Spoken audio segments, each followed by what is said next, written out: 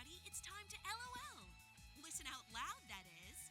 It's time for Anime Jam Session with DJ Ranma S., Mako-chan, and Ari Rockefeller. Hey everybody, welcome to Anime Jam Session, episode number 591. We are that podcast that talks about anime, games, conventions, the fandom, geek stuff, and everything in between. I'm DJ Ranma S. And I'm Ari Rockefeller. Mako-chan is off tonight. She got a really bad sinus headache, so she's not feeling too well. So she's currently sleeping it off. Hope she feels better real soon. Mm-hmm. Wouldn't be surprised if she ends up taking tomorrow off. So, anywho, Got sick time for it. Might as well. I know, right? Anywho, Ari, how are you doing tonight? I'm friggin' tired, man. I'll get into that. Ugh. I'm gonna have to eventually make. I'm gonna have to make that appointment with the dentist because there's something with one of my teeth back there that's really. It's more like an annoying type setup, so you know. Remember, kids, if you're going to have your teeth done by the Navy Corpsmen, make sure they normally do it and you keep up with them, even when you get out of the service.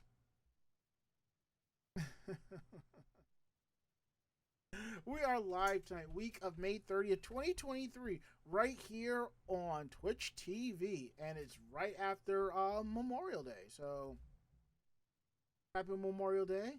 As the saying goes, all gave some, and some gave all. Anywho, moving right along here.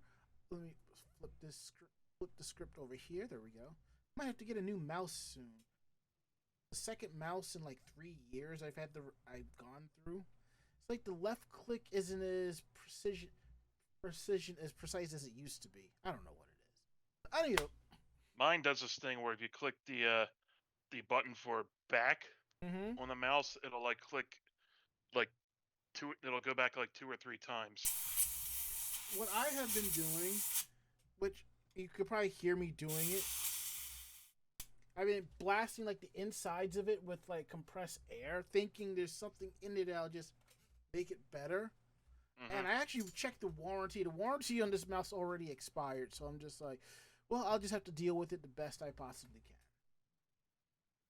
Anywho, you can always find us here on Twitch TV/Anime Jam Session. Here, Tuesdays at 9 p.m. Eastern, from 9 to 10:30 p.m. Eastern.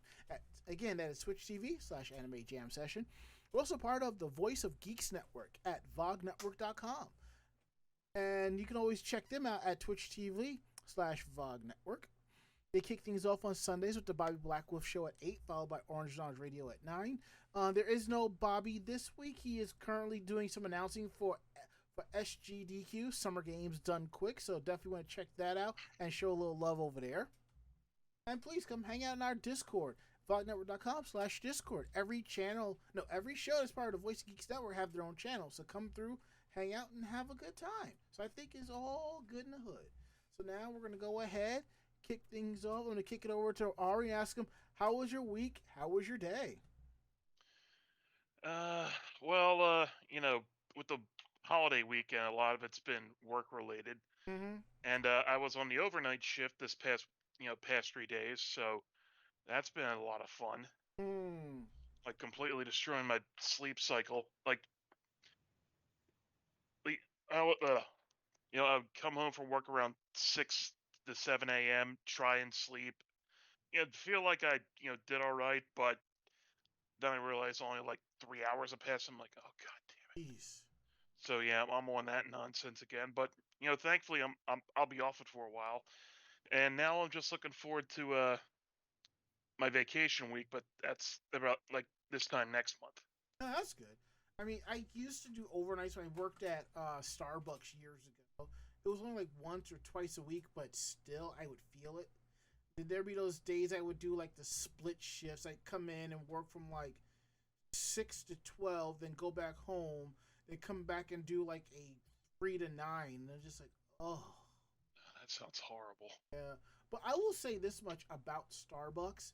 Whether it's a corporate store or a franchise, I don't know if they still do it, but I like the fact that if I wanted to go full time, I could get familiar with the different stores and call around and see if they need anyone to pick up shifts. So I could bounce from store to store to store, picking up hours. Because the drinks and the formula are the same everywhere you go. So Hmm. I think that's kind of cool.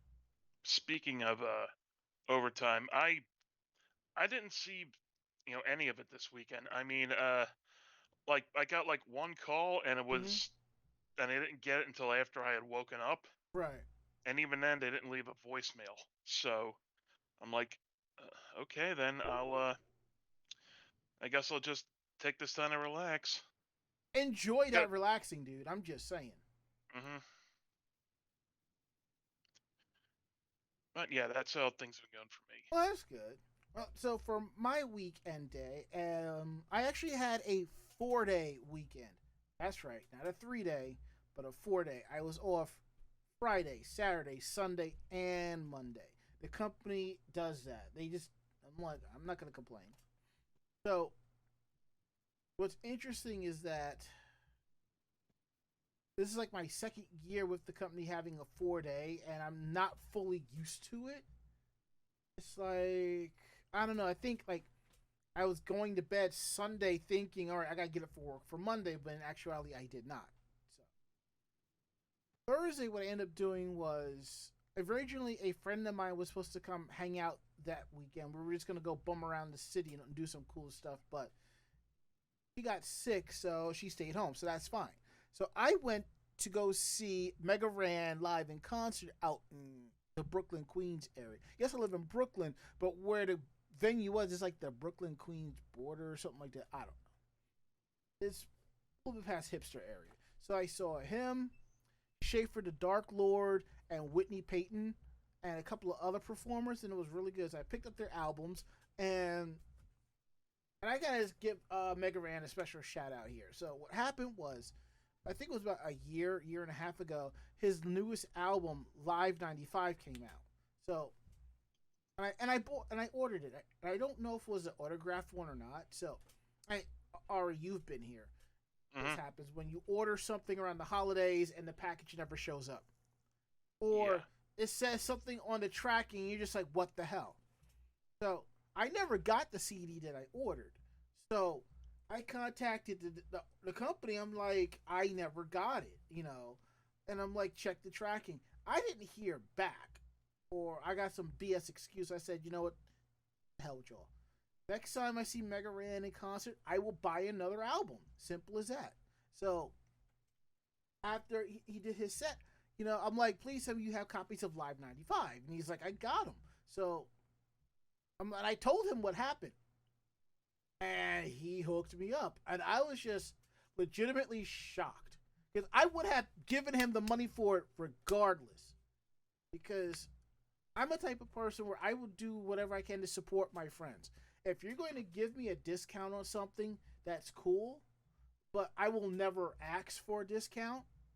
If you want to give me one, that's fine, but I'll never ask. I'll pay retail. I'm like, I'm fine. Even when I was working other jobs where I wasn't making as much money as I did now, I still didn't ask for. I still didn't. I'm like, it just takes me a little bit longer to get the money together, but I'm gonna pay. I'm gonna pay for it. Simple as that. So, Mega Ran, thank you for that CD.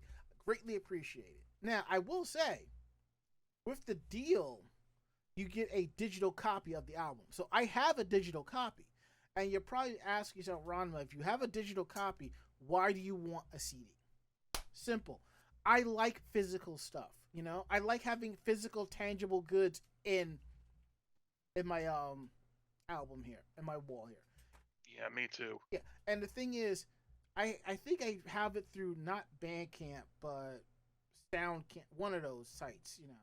It's the music site that Epic Games bought recently. So it's through an app to stream all that music. I can go to the website and download it and just drop the tracks.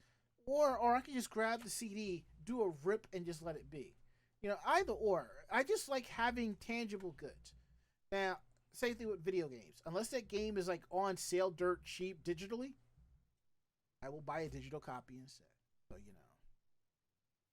So Yeah, and as Cedaburi says on our chat room here at Twitch TV/Anime Jam Session, yes, in case the internet goes out, in case of a power outage, I like to still have physical media I can use on backup power. Which reminds me, I need to buy a battery backup for the computer and one for the router in case there's a power shortage this summer. And I have a feeling there's going to be at least two. So I did that. I finally posted all of the photos from ZenkaiCon. So if you've been following us from ZenkaiCon, all the photos are up. And if you're on my Facebook fan page or my Instagram, and if you've reached out to me about the photos, I have sent you copies. If I did not reach out to you, I probably forgot, or your screen name got lost in my messages. Like, I'm scrolling up there trying to figure out who asked for what. Ping me again, I will send them to you. Like, I discovered somebody else I knew was at the con, and I didn't realize it was her. So I mentioned, I'm going to send you copies of these photos as well. So, like I said, the downside of going to cons is that when your people are wearing masks, unless you really know the person, you don't know who they are. It's like, it's kind of hard to figure out who they are from the eyes and the wig, so you know. I think I can count on one hand how many people I can identify while they're wearing a mask, so you know.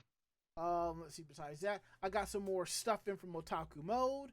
I adjust the lighting back there, so you can actually, if I move my head over here, you'll see more of the figurines that I have that I have not properly put away. And also, you see where the My Hero Academia calendar is. For those of you who are listening, behind that calendar is a door to my storage closet. I actually went in and cleaned it out. Damn. Yeah, I pulled out all of my Christmas stuff, and I'm giving it to Mako-chan. Except for my geeky ornaments, I'm giving them to her. Because she does more into the holidays than I do.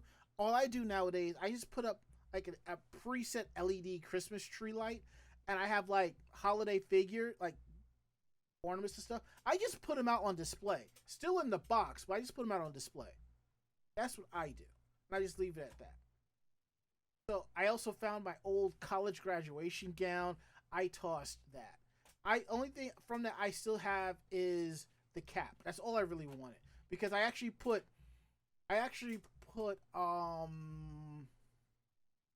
iron-on patches on there that I got from the ladies at Starlit Creations. So that's that. Let's see. So I didn't finish putting everything away. So because I have a 3-day weekend coming up due to some volunteer event at work, I have a little bit more time to put everything away and set it up the way it should be. So I'm kind of good with that. So that's been my week and day. So now we're going to get into some housekeeping here. Don't forget, episodes of Anime Jam Session are available on our YouTube page at youtube.com/Anime Jam Session.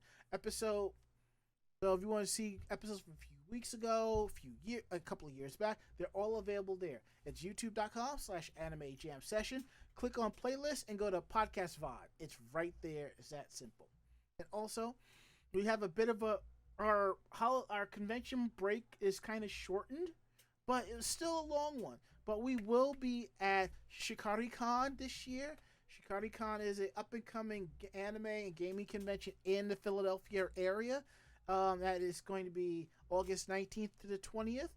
I forget the hotel that it's going to be at. I'll have that information a little bit later, but if you don't want to wait, just head over to shikaricon.com and use code SHI and save money on your room. $119 a night. You can't beat that. I'm going to try to convince a couple of other friends to come and see if they'll do their anime parliament panel there, because that would be so awesome. Doubletree Suites by Hilton Hotel, Philadelphia West. Thank you. That's where it is. And I think because it's during summer Fridays, I only have to work half days. Take the bus down to Mako's, and we'll just take our time getting out there, because the con doesn't start until Saturday, so we might as well just take our time getting out there. Hmm. which sure as hell beats going at like getting up at 7 o'clock in the morning for like a 2 hour drive out to Philly. Okay, I was just double checking on the map because it's like in the like northwest Philly. I'm like Mm-hmm. looking around. They got things like Benihana, Ooh. Chipotle. Ooh, Legoland is nearby. Hmm.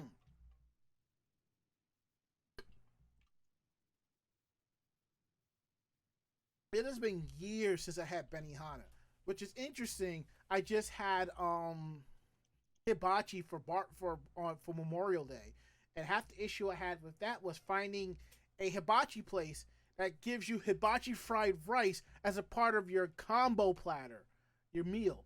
Most of the sites, the restaurants I was looking up, you get hibachi, uh, protein, which could be chicken, steak, lobster, all of that, with the Hmm. veggies and white rice. I wanted fried rice. But what was cool was they had a substitute you could get brown fried rice. And brown fried rice is actually not bad. I actually got sushi with brown rice. It was actually pretty good. I will tell you this. You really taste the salmon, but you wouldn't know, Ari, so let's just leave it at that. I'll take your word for it. Yeah, Yeah. definitely take my word for it. Okay. Next up is Geek Roundtable. This is where we talk more about the geekier aspect of our lives and trying to show off some cool stuff. So, what do you have for us today for Geek Roundtable there, Ari? Well, I wanted to show this off last week, but I couldn't because I was working the day shift. But here's a Mm-hmm. couple things that Mako gave me as a belated birthday present. Yeah. He's here's the first one. These little Pikachu figurines. It's part of a series where like Pikachu's dressed up in the villain team outfits. Yeah. The That's Team kind of Rocket one cool. looks good. And he does look devious. You got to admit, Uh huh. Pikachu looks a little devious. Yeah, it's like I look at this thing and think there's like 1,000 fanfics of Ash and Misty, me and Team Rocket, and Jesse and James just switching roles like that. And this other one she gave me was this Pikachu is Iron Man All right, with that's the cool. Infinity Gauntlet.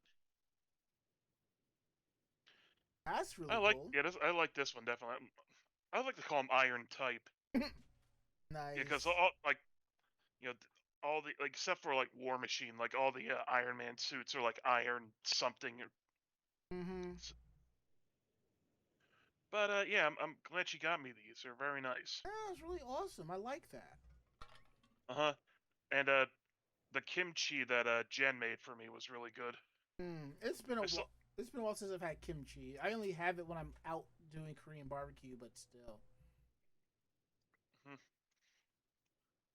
All right. So, like I said, I have gotten packages from Otaku Mode last week. I got 4 packages last week, and I think I showed off one of the gifts. One of the figurines I bought last week.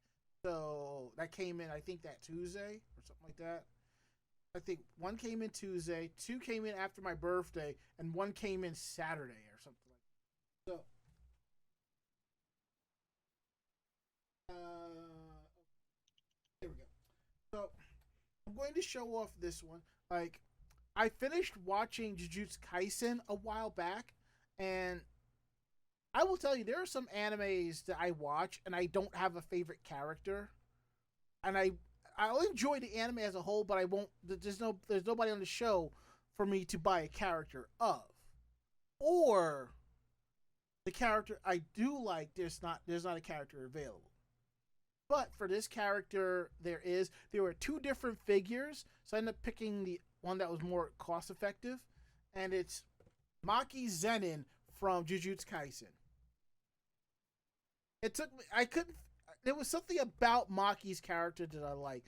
Besides the fact that she's a boss bitch with the pole arm, she's just sassy and just petty and just snarky as fuck all while wearing glasses. And Magane girl, that sassy, snarky, and petty. I That's could right up your alley, isn't it? something like that, yeah. And I think I know at least 3 girls offhand that are like that. So much respect. I should talk to my friend Tori Hime and ask her if she's seen this show because I think she'd make a really awesome Maki. So That's what I have. So I have more stuff, and I'll be showing them off throughout on upcoming episodes. So just gotta sit down and wait and see.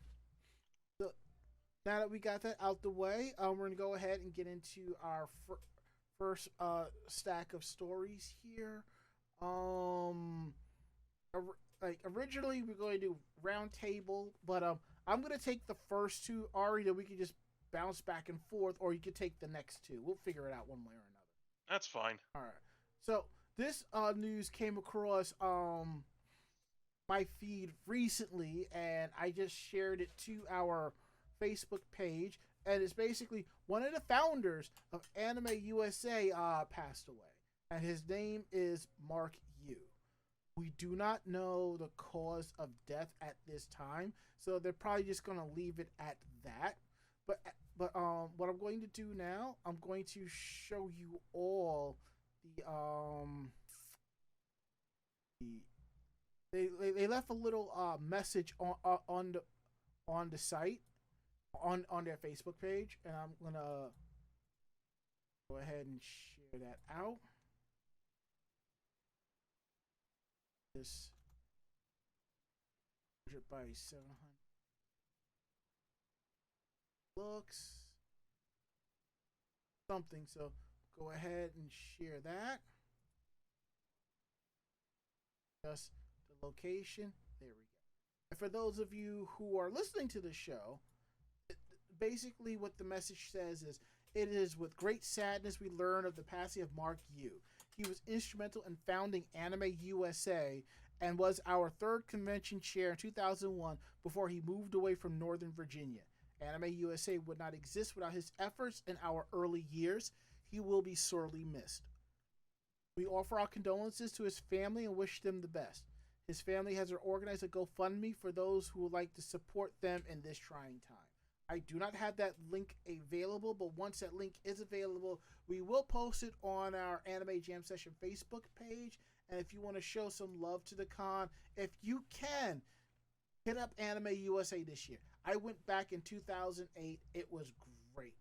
I really enjoyed myself. I think we're going to go next year. Get that out the way. And we have more convention news. This type of news, I have never liked to bring this up. I never like to discuss this. But we do have to because of because of the nature of this article. It's far and few that we report this on the show. It looks like that a Columbus police officer took upskirt video of a girl at an Illinois anime event, which was Anime Central. This was something that I was also posted on our Facebook page. It seems that a Columbus police officer who was placed on leave last week, was it last week? Yes, on leave last week, has been charged with a felony in Illinois after reportedly taking video up the skirt of a minor female at an anime con. According to court records, 26-year-old Adam Nguyen was arrested on May 21st at the Donald E. Stephens Convention Center in Rosemont, Illinois, which is outside of Chicago. A record of events at the convention center show an anime convention had been taking place there at the time. Nguyen was charged with unauthorized video recording and live video transmission. You mean tell me he was actually streaming this shit? Oh, it gets so much worse with every word. According to court records, he is accused of pointing a camera under the skirt of a girl and capturing video without her consent. Nguyen appeared in Circuit City and Cook County on May 22nd and was released on recognizance bond. He has a court date scheduled for June 23rd. Nguyen joined the Columbus Police in October 2021. He was placed on administrative duty with pay on Tuesday pending criminal investigation. Last Tuesday. The charge he faces in Illinois is a Class 3 felony, which carries a maximum punishment of 5 years in prison. Yeah, but knowing the cops, who knows how much punishment he'll actually have to suffer for it. I mean, you kind of knew right away when it said administrative leave with pay. All right, so there are a lot of people that I've come across that are angry about this. And this is all I have to say about that. When you have a union job, and Ari, you probably know this too. I've been there.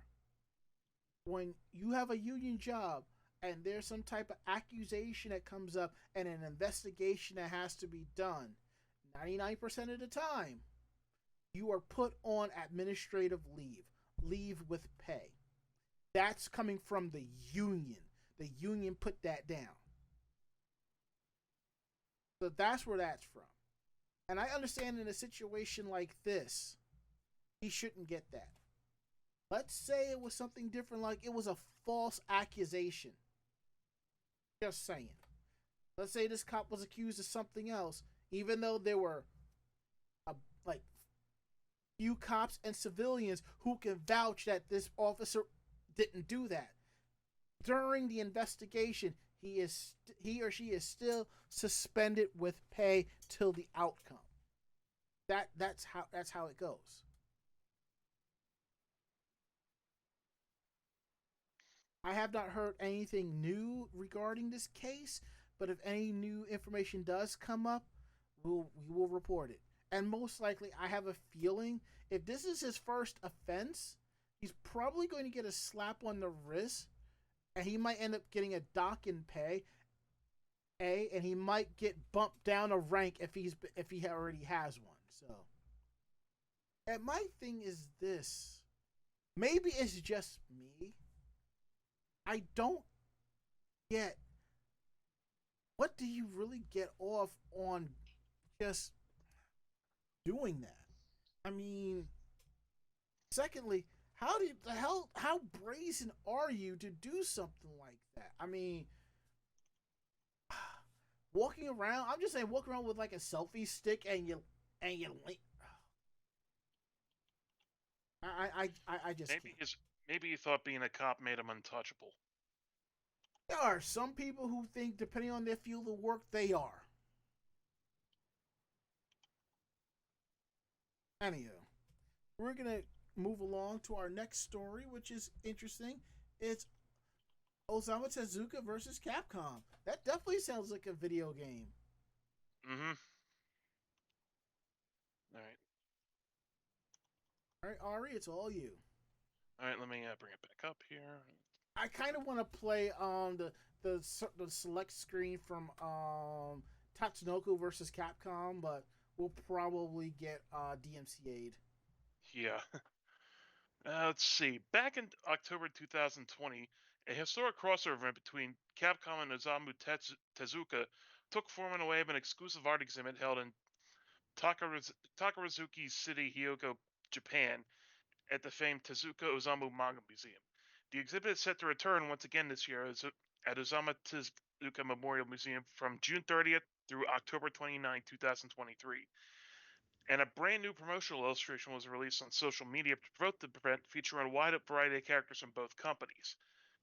And the official release confirms characters in their Street Fighter 6 iterations will be featured at the new event. Nice. There's still no confirmation of a Capcom versus Osamu Tezuka fighting game, but the event has introduced some amazing entertainment collaboration artwork to the world.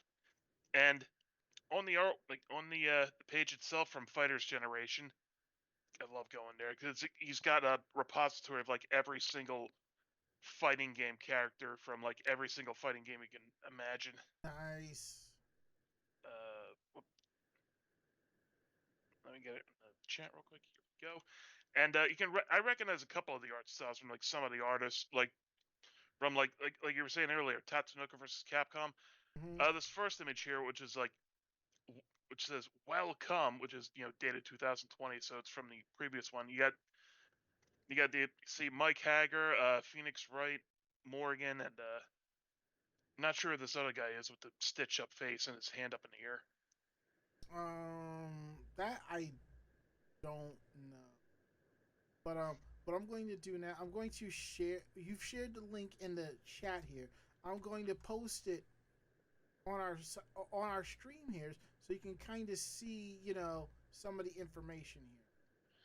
And there's two other images, that advertising it, and they're both mock-ups of Marvel versus Capcom 2 poster, which I always love seeing in that style. Mhm.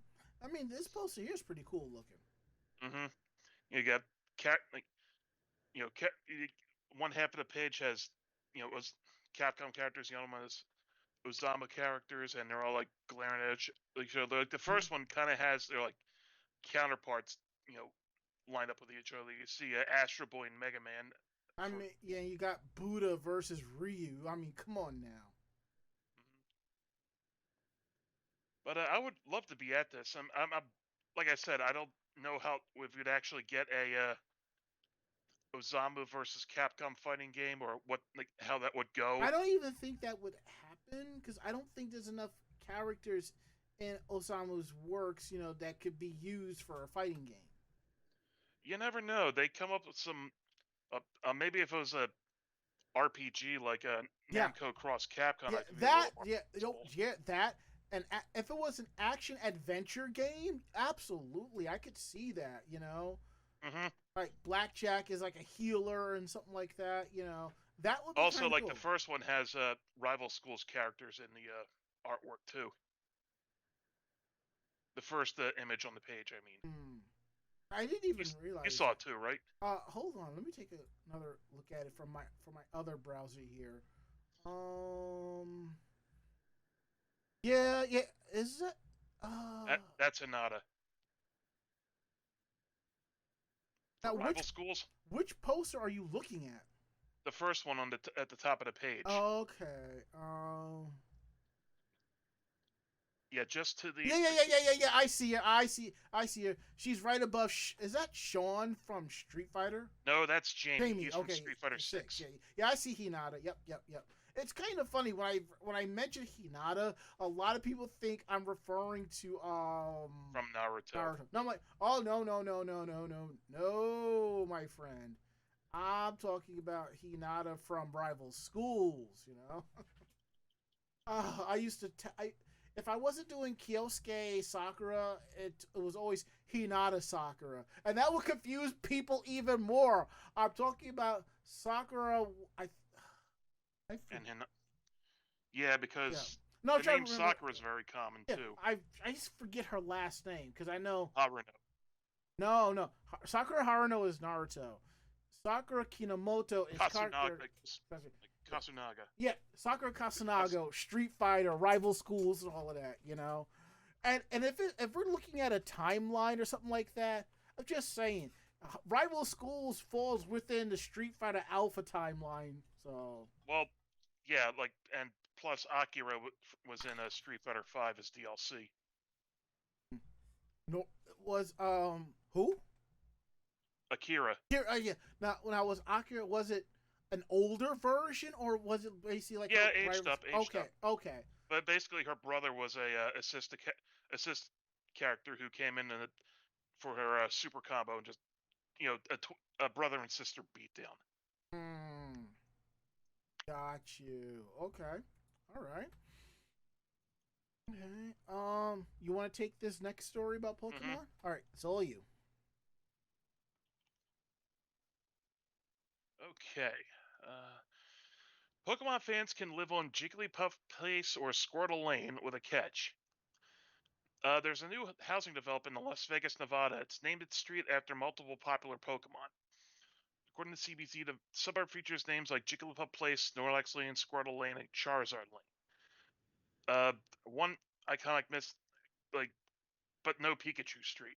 I didn't want to use Pikachu because I didn't really want it to stand out in the community was named after Pokemon, as if as if these other names wouldn't be immediately recognizable to Pokemon fans. But whatever. Mhm. She described. She also described how the oldest child suggested using Nintendo's adorable creatures as the inspiration for the development street names. Uh, so yeah, I can only imagine what the housing would market would be for that for that new neighborhood. I mean, it's a you know development built from scratch in the middle of the Mhm. desert, so everything's got to be brought in. And well, it's Vegas, so Yeah. And as C. DeBeery says in our chat here at Twitch TV/Anime Jam Session, I'd be shocked if they didn't have a Dragonite Drive. Yeah, you can pretty much spitball any kind of street names you want with the like lane, avenue, place, whatever other descriptors on it. But yeah, if there was a Pikachu street, people would be dogpiling one Hmm. another to get residents on there, and the realtors would know it and charge them accordingly. And it just reminds me, I think it's in Vegas or somewhere. Like there was a contest where they actually gave away a replica of the Simpsons house, and I read about that, yeah, and from what I understand, the winner actually just took a cash buyout instead. yeah, somebody actually owns it, but I think they actually had to do up the paint job on it. If it's Hmm. not in Vegas, I think it's in New Mexico or something like that. You know.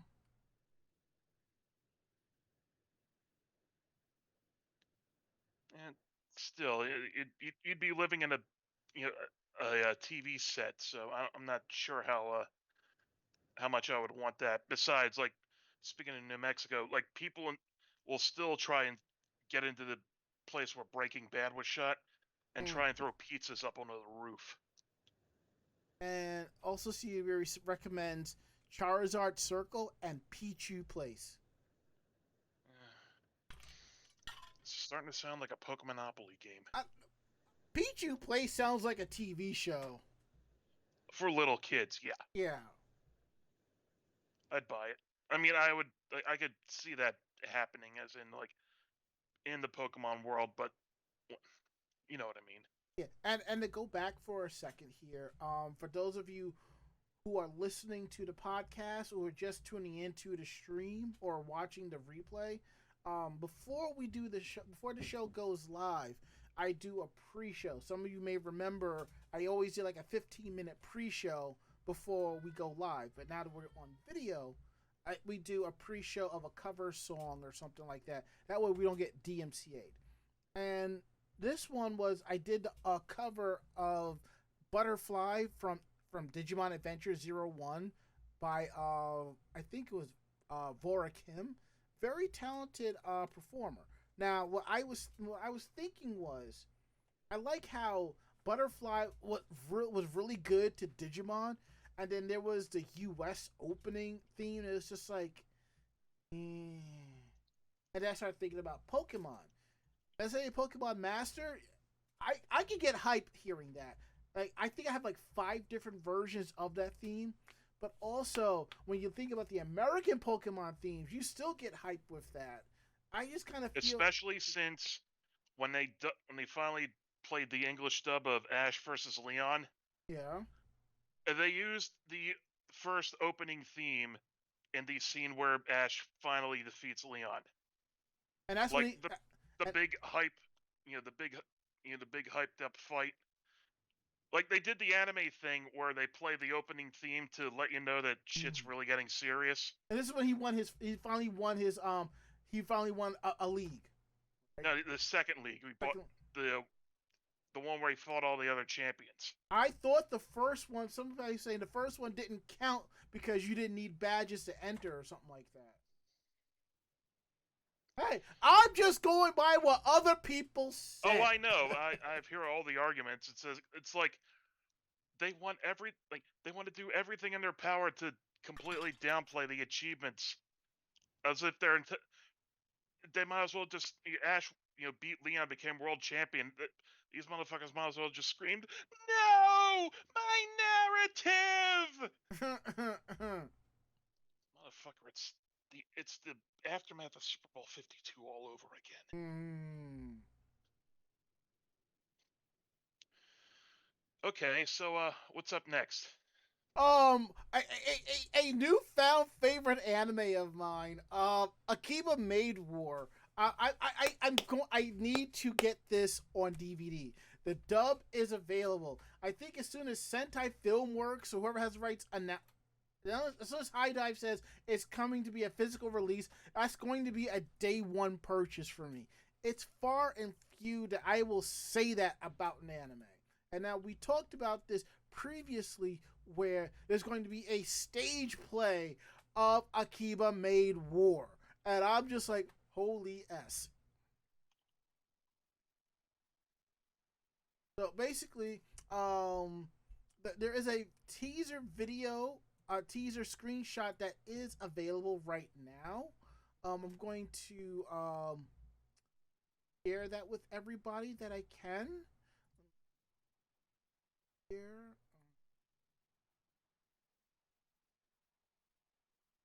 good looks. Huh. Oh, I see what I did. There we go. I was double checking the browser view and it didn't even show it. So there you go. For those of you who are listening, the picture shows Ronko standing in front of Nagomi with her hand out and holding a 9mm in the other hand. So basically, think of this. Think of Yakuza meets maid cafes. That's basically what it is, and it's outlandish, but it's so good. So, after going out with a bang late last year, Akiba Made War is reloading another round of QT gang violence for its upcoming stage play that set the run from September 6th to the 10th, 2023 at the Hakuhinken Theater in Tokyo. A teaser video was unveiled today depicting Hinata Sato as Nagomi Wahira and Hotaru Nomoto as Ranko Manin. The adaptation is being directed and written by Keita Kawajiri, who previously helmed the Mob Psycho 100 stage play series. This is an original project produced at Studio PA Works, who worked on Ya Boy Conming, which I have to finish that one. The Akiba Made War anime was directed by Soichi Masui, who worked on Rascal Does Not Dream of Bunny Girl Senpai, with series composition by Yoshihiro Hiki and character designs by Manabu Ni, who worked on The Day I Became a God, and also served as chief animation director. Sentai Filmworks, which simulcasts the anime on HiDi, that's who it is, as it aired from October 7th to December 23. The description of the series is: in the spring of 1999, bright-eyed Nagomi Wahira moves to Akihabara with dreams of joining a maid cafe. She quickly dons an apron at a cafe, Ton Tokoton, aka the Oinky Doink Cafe. But adjusting to life in the big city isn't easy. Paired with the doer Ronko, who never smiles, Nagomi must do her best to elevate the Oinky Doink Cafe all over maid cafes vying for top ranking, but she soon discovers not everything is as it seems amid the frills and thrills of the maid cafes of Akihabara. I hope there is an international release of this, or there's a stream of this online, because I have got to see this. I have got to see this. Rami, you gonna take the second one as well? Because I gotta run to the bathroom real quick. Go. I will take the second one. Don't worry about that. All right, I'll be right back. All right. Let me turn this off. Let me make some proper adjustments here. There we go. So let's see what else got here. We're going to talk about Yen Press's acquisitions at MCM London, which is yet another Reed Pop convention.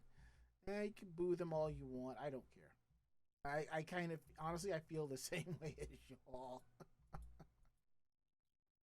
So, remove that. Okay, so Yen Press made an announcement about some acquisitions at this convention, and I'm going to give you a brief rundown of what was acquired, so if you're interested in checking them out.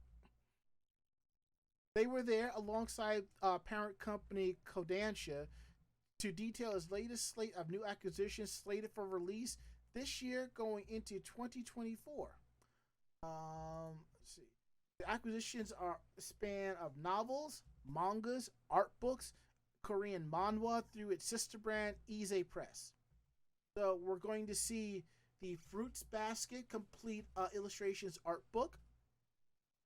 We're going to see Higurashi When They Cry, the Go anthology comic, which Higurashi is one I need to sit down and watch. Now we're also going to see Agent of the Four Seasons novel, Lord Hades' Ruthless Marriage, which is another manga, Kiss the Scars of the Girls, another manga, and a manhwa, which is The Villainess Turns the Hourglass. And for those of you who miss it, manhwa is basically a Korean manga. So, and we're gonna go with this for Fruits Basket. This is coming out to commemorate the anime adaptation of the manga. That's basically what this is. Higurashi. Basically, description of this is it's June 1983. While it normally signifies an inescapable doom for Rika and her closest companions, a crew of guest artists bringing its cheerful vitality to life. Join the gang in their early summer adventures. So basically, an anthology is when a bunch of other artists draw something together. Anarch Press was known for doing this with their Ninja High School series. They had Girls of Ninja High School, which was an anthology series, and there was also the Ninja High School yearbook, which I think I have almost all of them. I kind of hope AP puts out like yearbook anthologies. All right, Agent of the Four Seasons. The brief description is the Four Seasons are complete. Daisy, the agent of the Four Seasons, carried the burden of the cycle. When spring disappears, she must overcome hardship and fight back against disgrace. Lord Hades' Ruthless Marriage. Hades refuses to give up his life as a single god, unconvinced that love and marriage are worth the hassle. But when Eros shoots him with an arrow of love, will he be able to avoid falling for the next person he sees? Kiss the Scars of the Girls. Within a forest is an academy for girls, and its students share a secret, that they're all vampires. To learn to hunt without attracting human attention, the maidens forge bloody bonds of sisterhood. What fate will their ties bring? The Villainess turns the hourglass. Arya faces death for misdeeds, but her stepsister Miel revealed that she manipulated Arya. Instead of dying, Arya is sent back in time with a mysterious hourglass. Now Arya has one goal: to destroy Miel's life. Wow. Talk about payback.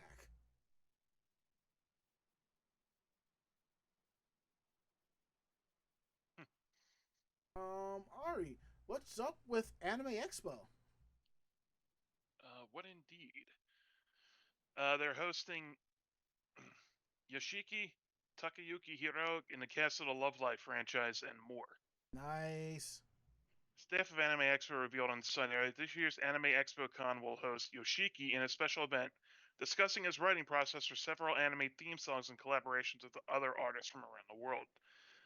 The event will also host director Takayuki Hirao from God Eater and the Garden of Sitters as a guest of honor. Several cast members from the Love Life franchise, Bleach voice actor Masakazu Morita, and Zom 100 Bucket List of the Dead manga creator Kotaro Takada.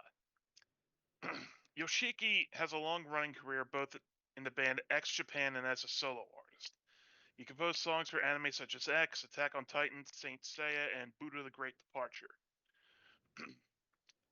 X Japan's most notable anime contributions were the songs in the X2 music video collection and later X movie.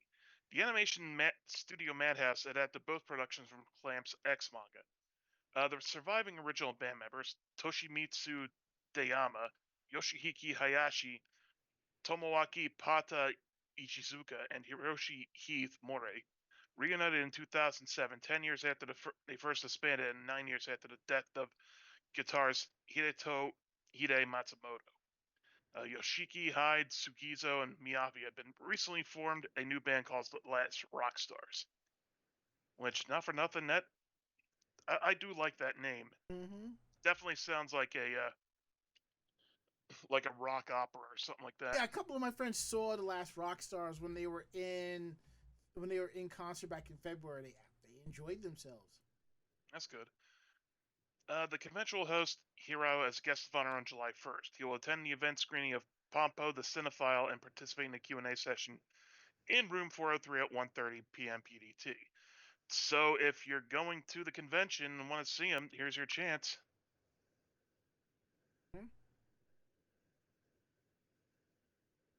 And don't forget the last little part there. Oh, hang on, let me bring it back up.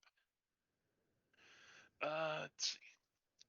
The event will host the following cast members of the Love Live franchise on July 1st in the JW Marriott Platinum Ballroom at 6 p.m.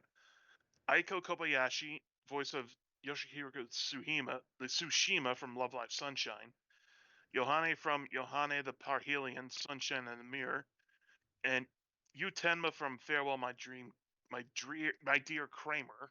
I met Aika Kobayashi back in, I believe it was 2019, when she was part of the Guilty Kiss group. So I was one of the lucky people to win the lotto to meet the group. And it was a bunch of us. I'd say at least a couple hundred people won, but you were basically getting like their thank you cards and walking through for like 10, 15 seconds. I was perfectly okay with that. All I know is Aika loved my my Yohane hoodie that I wore, which I still have hanging up outside the closet here, and my Fallen Angel shirt, which is based off of Ari. What is that wrestling stable that's very popular? Bullet Club? Thank you. Yep, Bullet Club. Yep, shirt's based off of Bullet Club. I think I need to dig that out and wear that this weekend. So There's also Mayu Sagara, the voice of Kasumi Nakashu from Love Live Nijigashi High School Idol Club, and Sayuri Date, the voice of Kenan Shibuya from Love Live Superstar. yep.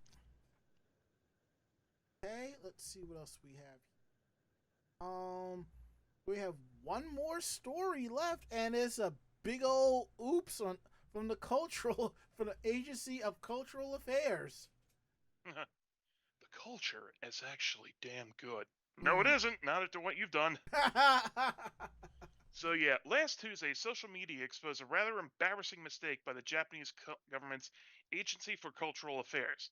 Sankei News reported that the agency's website, which has long been dedicated to cracking down on piracy, accidentally made public the URLs of the top most accessed manga pirate websites in Japan. The document was first unveiled last August, but the flaws were only noticed after an employee saw the topic spreading on social media on May 16th. The Agency for Cultural Affairs took it down later that day. The agency commented, "We will absolutely implement a checking system to ensure that a similar problem does not arise in the future." The list was first used as in an information presentation on copyright aimed at educational professionals. It was intended to highlight the access number of the top manga pirate websites in Japan based on data from Authorized Books of Japan, Trade Group, and Similar Web. Crucially, the list blacked out the URLs and names of the website, but it was possible for any user to reveal the URLs by hovering their mouse over them. Whoops. Okay. You got all right. For what it's worth, I can understand that fox paw because you're not going to really realize that until you're like, oh shit. Put in the JavaScript code to hide that too. Mm-hmm. Let's see. Japan's Content Overseas Distribution Association, CODA, released a study in April 9th citing losses of between 1.9 and 2.2 trillion yen. That's about 14 to 16 billion US dollars due to piracy of Japanese entertainment, including manga, anime, music, and video games. The figure marks a fivefold increase from the association's previous 2019 study. Numbers are based on market surveys and consumer questionnaires. CODA attributed the rise of piracy to people spending more time indoors due to COVID and a proliferation of streaming services. I guess when in Japan, when you ask somebody, are they a yar or pirate or a yo ho ho pirate, they're a I'm like I'm not spending all this money to buy physical copies of manga kind of pirate. So yeah, and it costs them. The ABJ reported that manga piracy costs the industry about little over 1 trillion yen a year. That's about $8.6 billion. And needless to say, it's quite popular.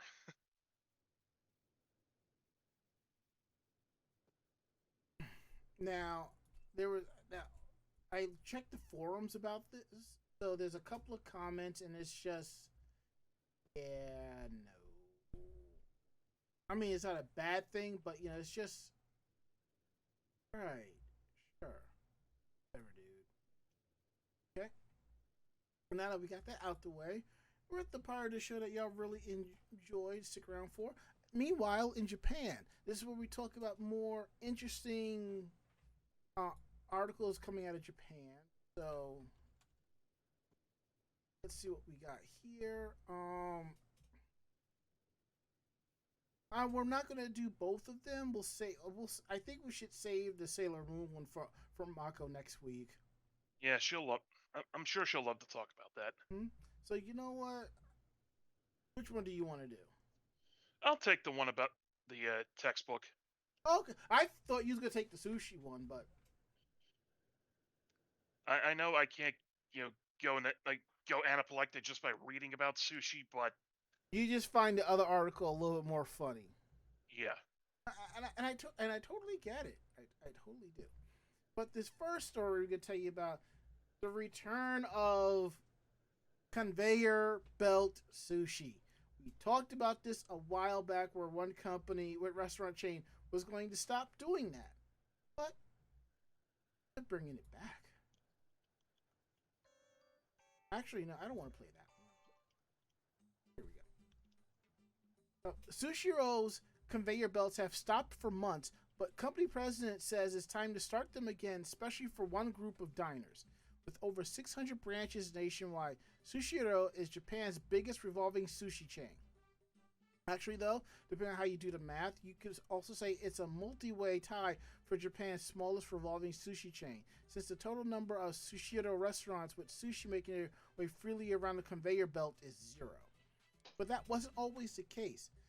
Sushiro's current and complete lack of revolving sushi plates on the chain's conveyor lanes is a result of a disgusting prank video that surfaced in February, which a teenager at the restaurant licked a self-service soy sauce container and a teacup at his table, leaving them in their sullied state for the next diner to use. And this is something we talked about way back when. At least one other revolving sushi restaurant prank video, this was at a different chain, was posted online around at the same time. But consumer trust in shambles, Sushiro made the decision to stop its conveyors and switch to offering made-to-order sushi only. Delivered via an express lane belt, this sushi is only for the diner who ordered it. No prepaid sushi on the plates to go around and around the restaurant for anyone who wants to take them at the offer. So, Sushiro is ready to start revolving again. In an interview with Japan's Yomiuri Shimbun, Koichi Mizutome, the president of Sushiro's parent company, Food and Life Companies, said that this summer is the projected time frame for the return of free-to-grab revolving sushi at Sushiro. The experience is much more lively when there's a variety of different types of sushi going around the conveyor belt, Mizutome asserted. There's definitely a visual appeal to seeing brightly colored plates moving around the restaurant, and being able to see the sushi of the day before deciding what you want to eat has some definite benefits. Sushi newbies may encounter a type they haven't tried before, or rediscover one they have, but forgot the name and so they can't order directly. For veteran sushi fans with a keen eye, there's the advantage of being able to visually check that day's fish, discerning the moistness and fat content, which is both highly desirable, of the different options, and choosing the ones that look the best at that exact time. Mizutome says that being able to see and choose from the plates of revolving sushi is especially popular with children. With families making up a big portion of revolving sushi restaurants' clientele, Sushiro obviously wants them to enjoy coming to their restaurants, and keeping the kids happy helps keep mom and dad happy too. Makes sense.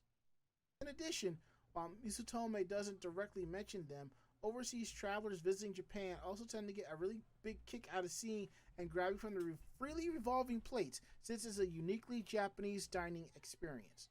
No specific date for the resumption of revolving has been set yet.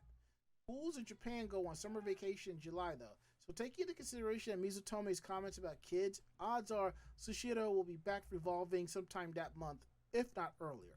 Now, to go back to travelers visiting Japan to see revolving sushi, depending on where you live, you already see that now. If you're in the New York, New Jersey tri-state area, there are a few revolving sushi restaurants that you can go to. It's probably not the same as one out of Japan, but it's the closest, and I think that's pretty cool. Yeah, you generally don't see things like this in this country. Mm. I knew there was a revolving sushi place in the Queen Center Mall, but I never went. So I think it's gone, or something like that. So, and as Calliope says, Kira and Edison is such a great revolving sushi restaurant.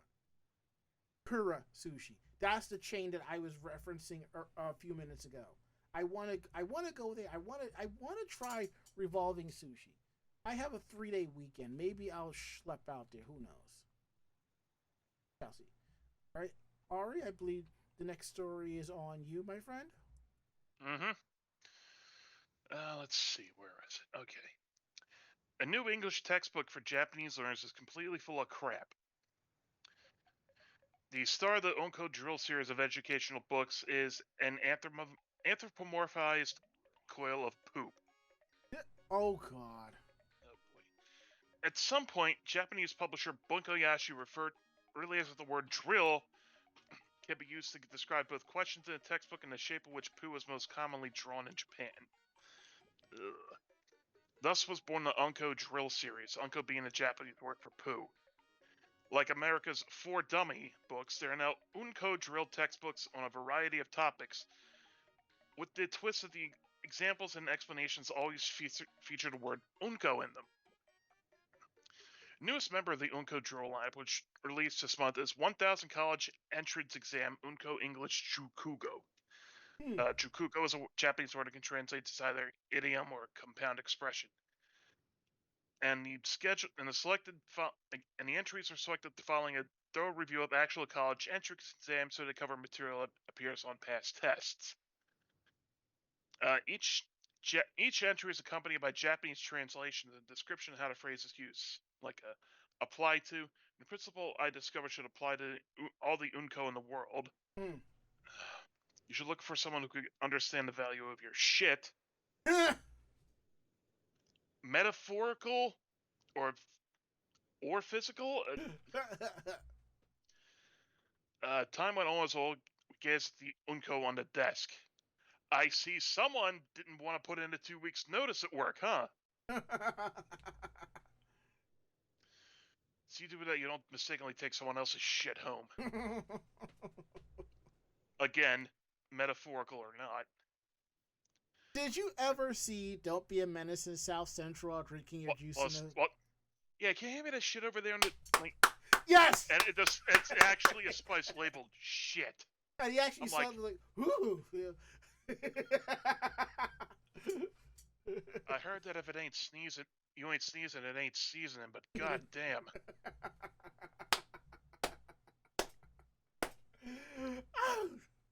Wow. Oddly enough, the Bunkyosha acknowledges Presley that Unko is poop in English. It's untranslated in the text. Yeah, so me adding shit, liberally is that's mine. Still, there's a bit of method to the madness. Vocabulary, especially compound phrases, are easily remembered and there's some context around them. By keeping Unko in its original Japanese, it creates an immediate and memorable mental image, which hopefully makes the new target vocabulary easier to remember. So yeah, when it says it's full of shit, it's not just words vomited onto paper. It's actually pretty clever now that I read through it.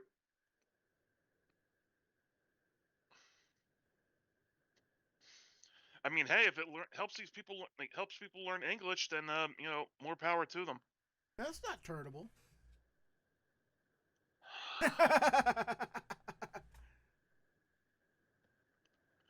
Yeah.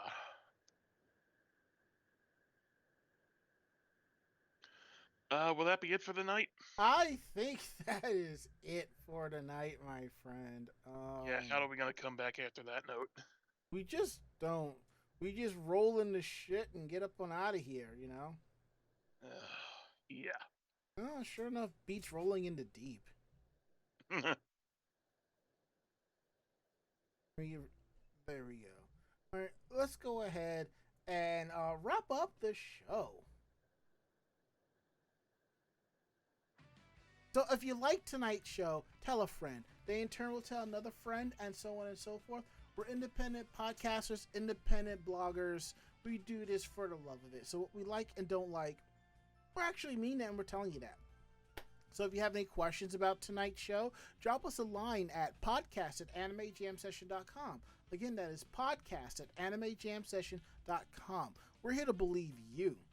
Don't forget to check out our website at animejamsession.com, where you will find not just our weekly podcast, you'll find links to our YouTube page for convention video coverage, links to our Facebook page of cosplay convention coverage with ZenkaiCon photos already up. You'll find our convention reports, where you'll also see the ZenkaiCon report up as well. You'll also find cosplayer interviews, cosplay tips and tricks, anime reviews, editorials, and a lot more, all at animejamsession.com.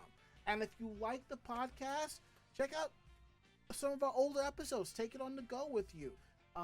You can find us through Google Podcasts, Apple Podcasts, iHeartRadio, Stitcher, Spotify, you name it. And what's cool is some of these apps allow you to leave a 5-star review or a review in general. We greatly appreciate it if you could tell us what you think of the show. And don't forget to throw a couple of bucks in our tip jar if you can. If you are participating with us live, there are links below to our Ko-Fi and our stream elements. If you're going to throw us a few dollars, we appreciate that. Or you can just cheer us on with bits in the chat room. Or you can also subscribe to the channel and give out gift subs. All of that we truly appreciate. Now we're going to go around the room. Last words. Ari. Hopefully when I can actually fall asleep and, get a decent amount of sleep after working overnight, because I'm still feeling pretty drained. Gotcha. I got some new ocean bombs in, so I'm going to try the white grape flavor and watch an episode of Law & Order. And then start on Castle Point photos. Well, that is it. End of list. We'll be back next week with a brand new episode. I think it's just the three of us. Let me double check. Yeah, so next week it'll be me, Ari, and Mako, and the week after that, Barry will be joining us. It's always good to see her on the show and have fun with her. So that is it. End of list. Yeah, that's it. I think we're done. So let me see what this is. That's fine. So I'm Ranma. And I'm Ari. Great fight. Great night. See you next week. Good night, everybody. And before we check up on out here, we want you to know, Pride has started. As you can see, we left our flag up all year round. There's no reason for us to take it down. So that's what we're gonna do. It's gonna stay there. So I'll be rocking my Pride shirts for the rest of the month. So of June. So that's it. So I'm Ranma. I'm Ari. Great fight, great night. And say goodnight, Ari. Good night, Ari. Awesome. Perfect. We're out of here. See you all next week.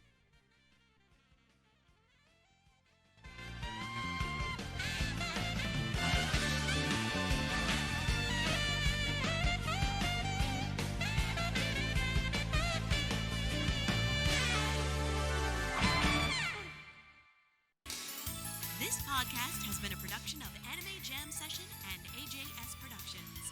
No fanboys and fangirls were hurt, maimed, shot, electrocuted, or pistol whipped in this episode. For now. The views, opinions, and thoughts expressed on this show do not reflect the staff or the network as a whole. But we're still right, damn it. For transcripts of this episode, start typing. Check us out at animejamsession.com and vognetwork.com for more information about us and other programming. Jamatane!